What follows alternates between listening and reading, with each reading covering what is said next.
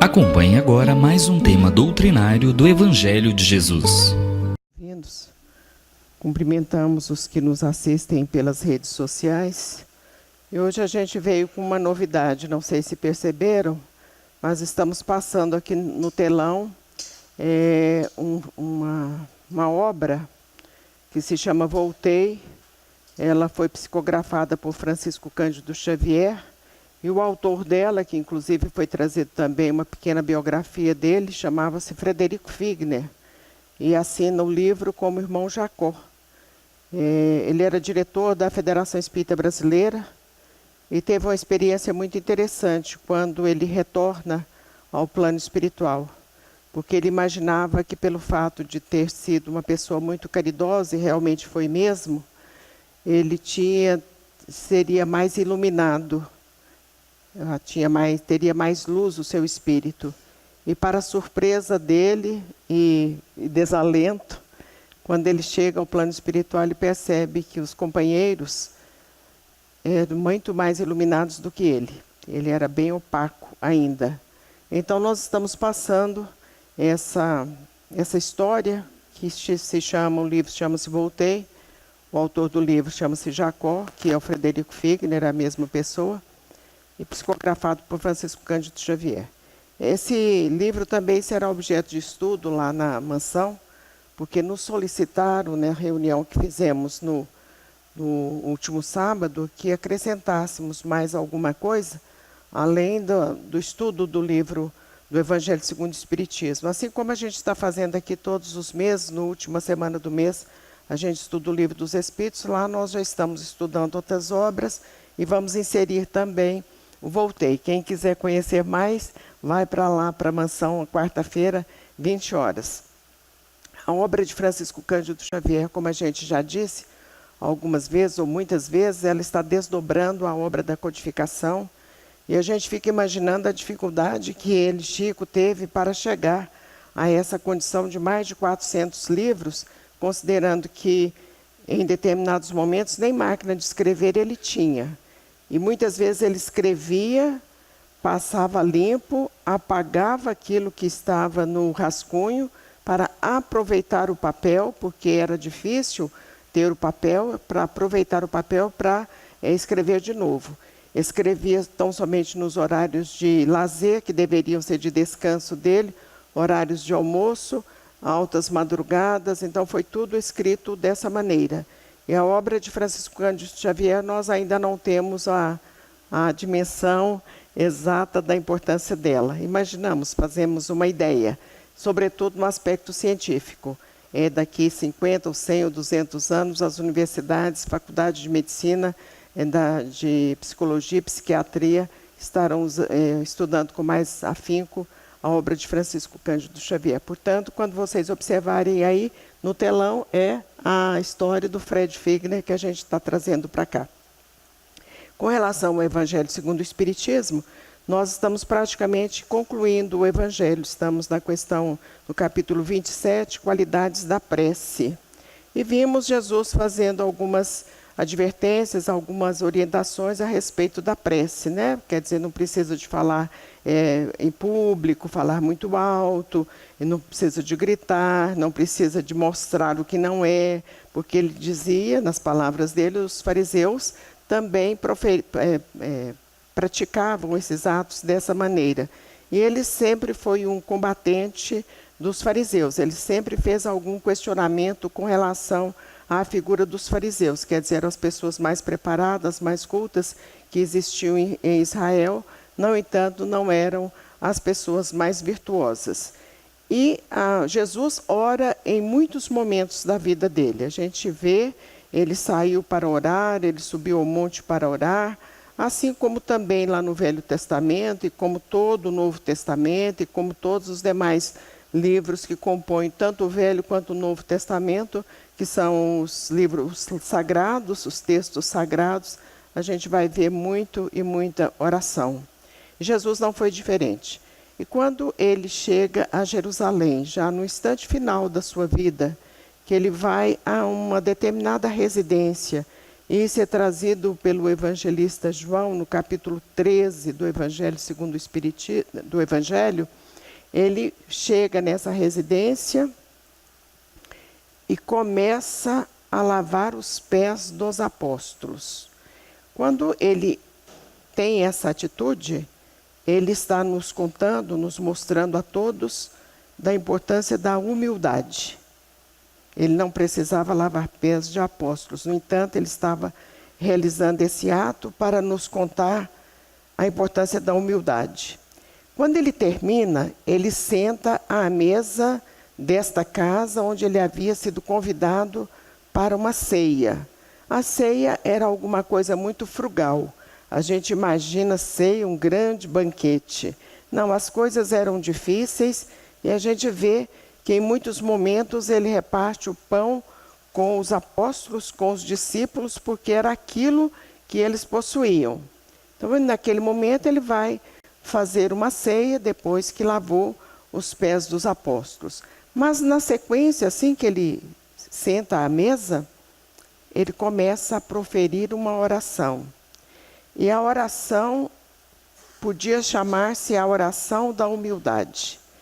O Humberto de Campos traz esse fato nesse livro que se chama Boa Nova, que é exatamente no capítulo 27, que é exatamente fatos ocorridos durante o período em que Jesus esteve palmilhando o planeta Terra. Humberto de Campos era um grande literato, membro da Academia Brasileira de Letras, enquanto encarnado. Ele analisou a obra de Francisco Cândido Xavier, sobretudo os poemas, e ele era realmente uma pessoa muito entusiasmada.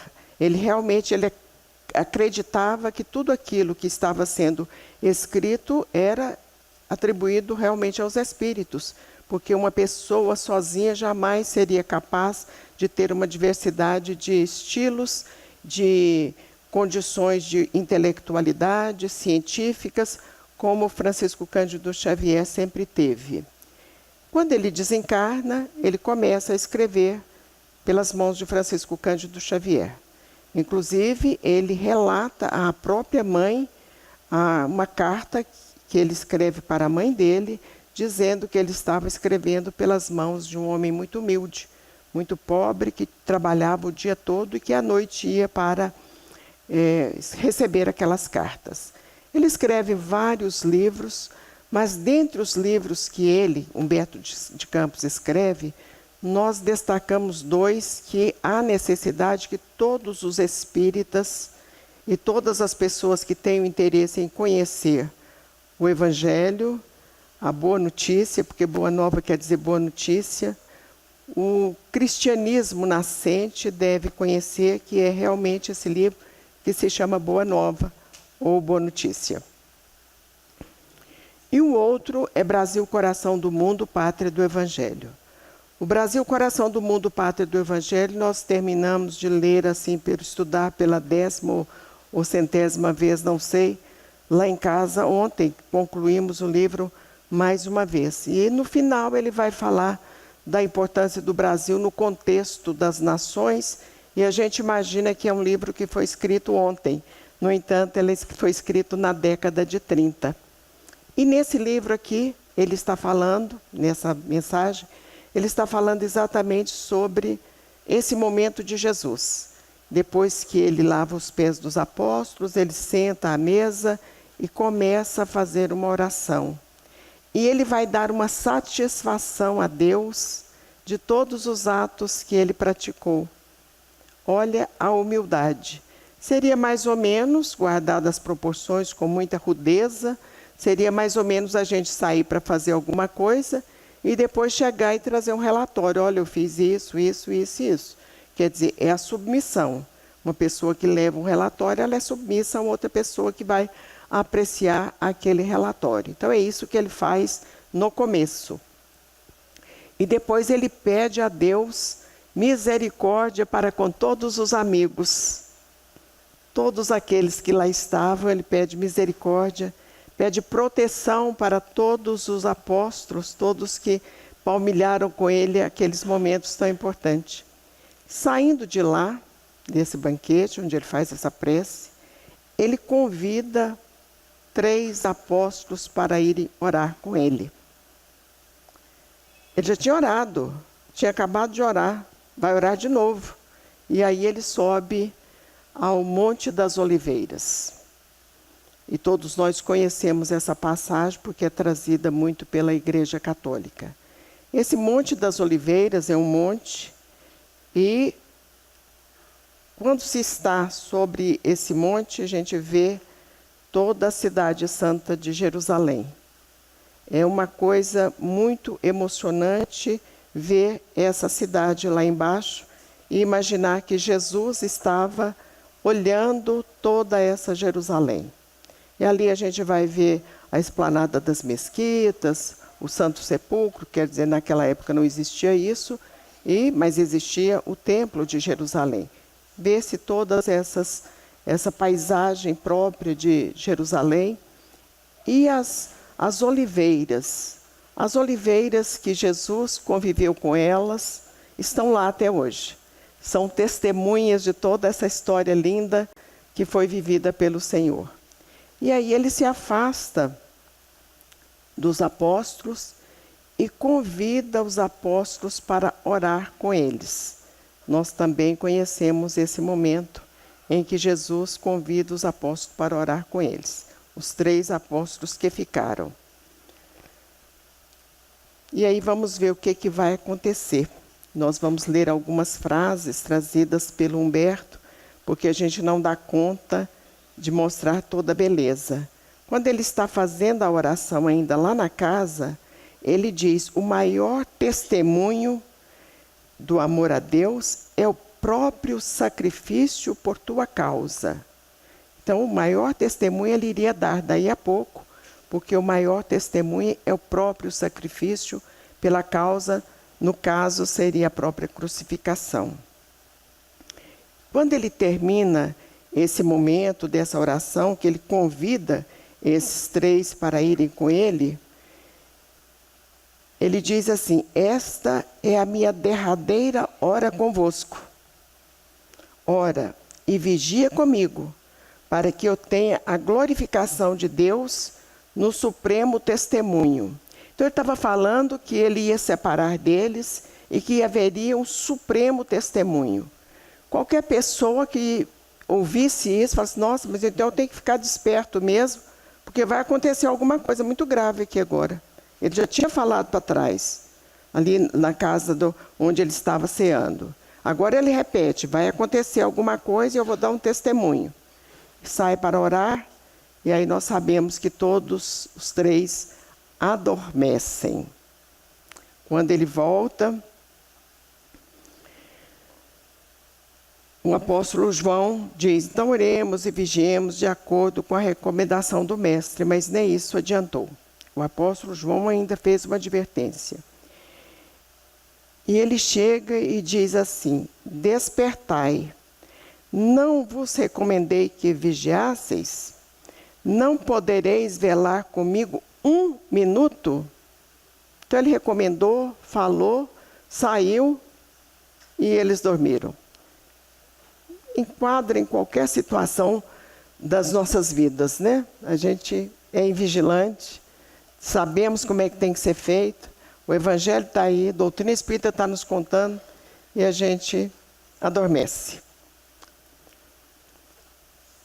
E aí, na sequência, ele diz assim, para os apóstolos, quer dizer, ele só falou isso, e diz assim: ele contou aos apóstolos que fora visitado por um anjo de Deus, que o confortara para o martírio supremo.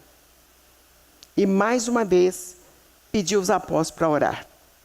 E saiu. Quando os apóstolos dormiram novamente e já acordam com os soldados chegando, com Judas chegando, e ele, se referindo a Judas, diz assim: amigo, por que viestes? Ele não criou caso com ninguém. Amigo, por que viestes? Ele é preso E nós conhecemos todo o martírio que aconteceu. Os apóstolos ficaram apavorados.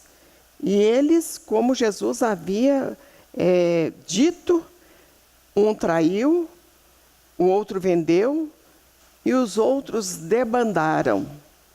Ficou o apóstolo João, que depois seria a encarnação de Francisco de Assis, Maria, a Verônica e Míria de Magdala. E aí, depois que todo esse sofrimento passou, ele vai nos explicar, Humberto de Campos vai nos explicar por que que Jesus ficou sozinho. E isso está servindo para todos nós, porque nos grandes testemunhos, nos momentos de grande dor, muitas vezes nós nos encontramos sozinhos. E como Humberto de Campos merece ser lido, nós vamos ler o final para entendermos por que muitas vezes nós estamos só. E daí a importância da nossa oração constante, porque na hora do testemunho é importante que estejamos reconfortados, fortalecidos, e a fortaleza virá através da oração. Algum tempo passou, quer dizer, já tinha sido consumado, ele já tinha sido martirizado. Veio o filho de Zebedeu, sem que o filho de Zebedeu esquecesse a falta de vigilância da véspera do martírio, no caso João, porque aí a consciência, né? Ele ficou com a consciência doendo, imaginando, mas eu não podia ter dormido. Mais ou menos acontece com a gente, né? Por que eu falei desse jeito? Por que eu fiz assim? Eu podia ter feito diferente. Então ele vai ficar remoendo aquilo. Por que eu dormi? E certa noite, após as refeições costumeiras, sentiu ele, João, um sono brando que lhe anestesiava os centros vitais. Quem estudou conosco lá no trabalho das 7 horas da manhã do sábado, aprendeu, de acordo com a doutrina espírita, a importância do sono e do sonho. E quem não estava lá, a gente convida para ler o Livro dos Espíritos, porque lá vai falar sobre sono e sonho, a Revista Espírita de Paris também, e a obra de André Luiz. Lá a gente já levou pronto, mas quem perdeu o estudo lá pode pesquisar isso aí que vai encontrar. Então, certa noite, após as reflexões costumeiras, sentiu ele um sono brando que lhe anestesiava os centros vitais. Como numa atmosfera de sonho, verificou que o mestre se aproximava. Toda a sua figura se destacava na sombra como um divino resplendor. Precedendo suas palavras do sereno sorriso dos tempos idos, disse-lhe Jesus. Então, Jesus sorriu para ele, está tudo beleza, a gente está em paz, está tudo certo, né? Um sorriso de paz, de boa convivência. E aí Jesus vai explicar para ele por que ele, Jesus, ficou sozinho.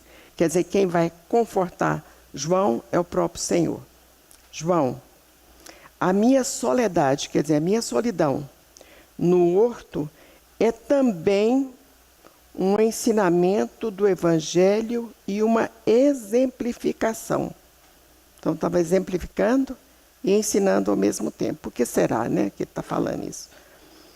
Ela significará, para quantos vierem em nossos passos, que cada espírito na terra tem de ascender sozinho ao calvário de sua redenção, muitas vezes com a despreocupação dos entes mais amados do mundo.